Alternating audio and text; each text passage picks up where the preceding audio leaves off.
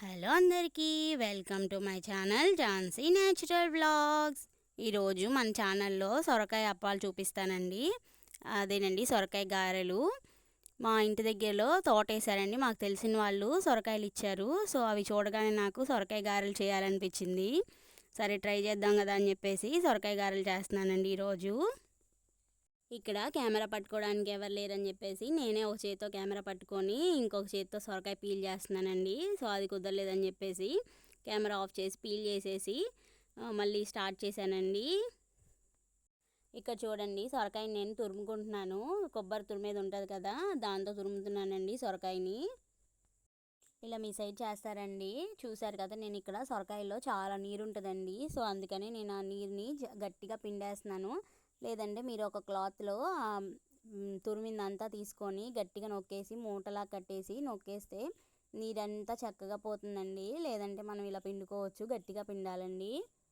చూస్తున్నారు కదా, ఇక్కడ నేను పిండిన దాంట్లో ఏమేమి వేసానో శనగపప్పు వేసానండి ముందుగా నానబెట్టేసి.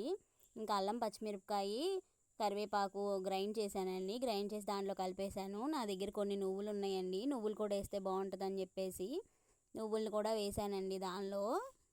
ఇంకా మనం కారం వేయకుండా సరిపడా పచ్చిమిరపకాయ ఏదే వేస్తామండి, కారం సరిపడా. చూస్తున్నారు కదండి, దీంట్లో నేను పసుపు ఇంకా సాల్ట్ కూడా వేసుకున్నానండి. చక్కగా కలుపుకోవాలి. ఇంకా మనం వాటర్ పోసే అవసరమే ఉండదు.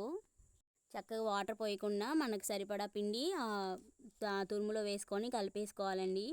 కలిపేటప్పుడు కూడా ఆ పిండిని గట్టిగా కలపకూడదు. అలా గట్టిగా కలిపామంటే ఆ సొరకాయలో ఏమైనా నీరు ఉంటే అది కూడా బయటకు వచ్చేసి లూజ్గా అయిపోద్దండి.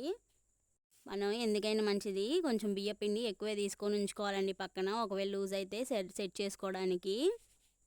ఈ సొరకాయ అప్పాలు అనేవి చాలా బాగుంటాయండి. అండ్ ఈ సొరకాయతో ఇంకా మనం అట్టు కూడా వేసుకోవచ్చు అండి, దోశ. అండ్ ఇంకా ఇదే పిండితో కొంచెం పకోడీలా కూడా వేసుకోవచ్చు, అది కూడా బాగుంటుందండి టేస్ట్గా. ప్లీజ్ అండి, మన ఛానల్ ఎవరైనా సబ్స్క్రైబ్ చేయకపోతే సబ్స్క్రైబ్ చేసుకొని వాచ్ చేయండి. Thank you.